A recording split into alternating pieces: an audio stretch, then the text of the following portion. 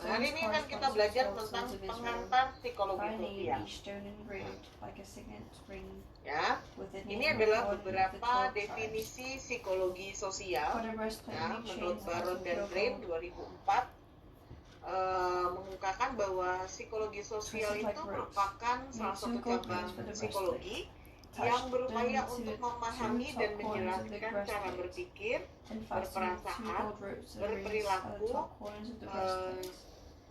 individu yang dipengaruhi adanya kehadiran orang lain. Jadi menurut Baron dan Blair, apa yang kita lakukan itu dipengaruhi oleh kehadiran orang lain.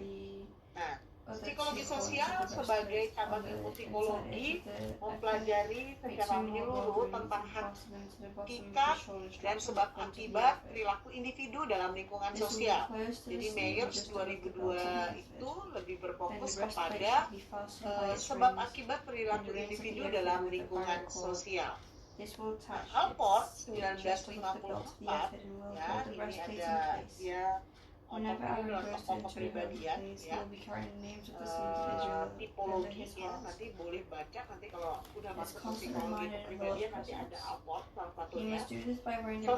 Psikologi sosial adalah salah satu ilmu yang mencoba memahami, menjelaskan bagaimana pikiran, perasaan, dan perilaku individu itu dipengaruhi oleh keberadaan orang banyak, baik nyata, imajinasi, maupun karena tuntutan peran sosial. Jadi menurut si Alport, dia menyatakan bahwa ini adalah ilmu yang mencoba memahami bagaimana pikiran, perasaan, perilaku itu dipengaruhi oleh orang lain, baik nyata, imajinasi, maupun karena sebagai tuntutan perannya.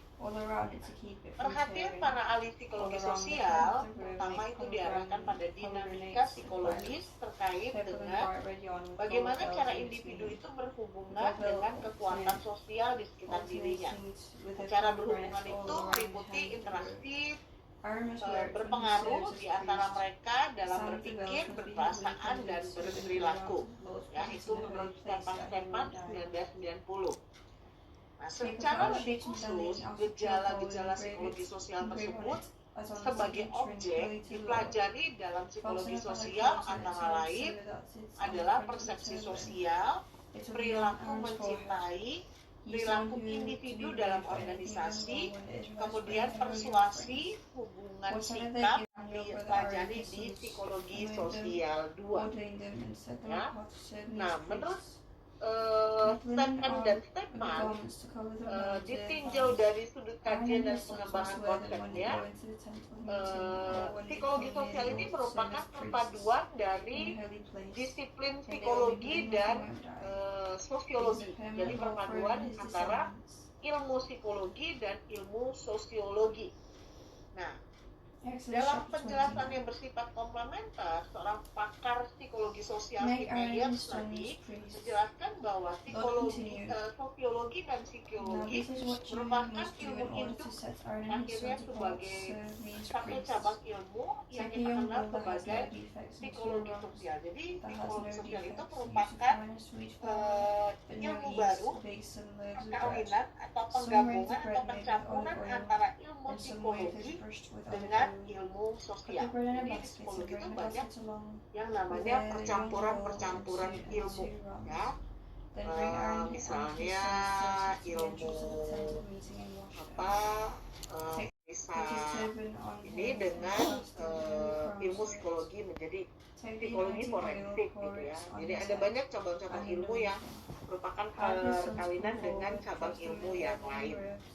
Nah, perbedaan substantif yang membedakan psikologi sosial dan sosiologi adalah dalam melakukan tinjauan terhadap masalah sosial, psikologi sosial itu meningkatkan unit analisis perilaku individu dalam menghadapi stimulus sosial, sedangkan sosiologi menekankan hubungan timbal balik individu dan masyarakat dengan titik beratnya interaksi sosial. Jadi kalau di psikologi sosial kita mempelajari perilaku individu dalam menghadapi kelompok sosial. sosial.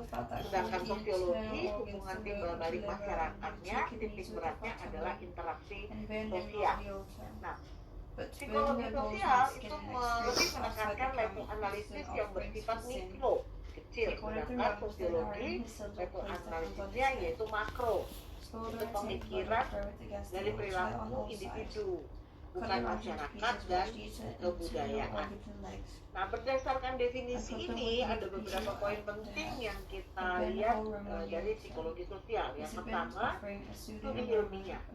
Banyak cara untuk memahami bagaimana individu berpikir, merasa, dan berperilaku. Ya, bisa melalui novel, film, sejarah, filsafat. Lalu, bagaimana dengan psikologi sosial? Nah, psikologi sosial ini menggunakan metode ilmiah yang lebih sistematis, seperti observasi yang sistematis, kemudian deskripsi dan pengukuran untuk mempelajari kondisi manusia. Nah, psikologi sosial itu fokus pada beragam topik, ya. Selain menggunakan metode ilmiah untuk mempelajari tentang manusia seperti antropologi, ilmu komunikasi, ilmu ekonomi, ilmu politik, dan ilmu sosiologi. Nah, semua bidang ilmu ini termasuk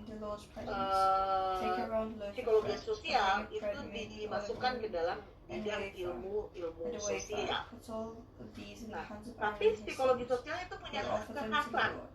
Dia mengkaji sikap dan konteks, seperti sikap individu saat menjadi bagian dalam kelompok.